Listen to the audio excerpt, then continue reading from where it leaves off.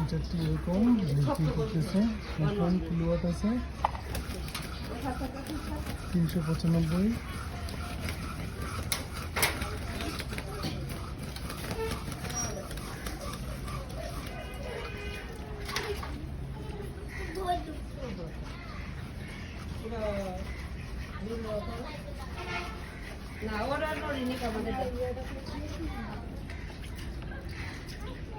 দেখা যাচ্ছে না।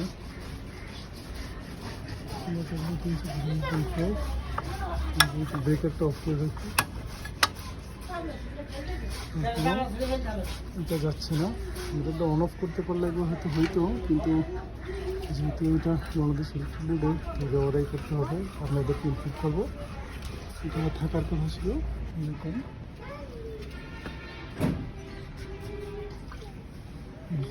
বোর্ড,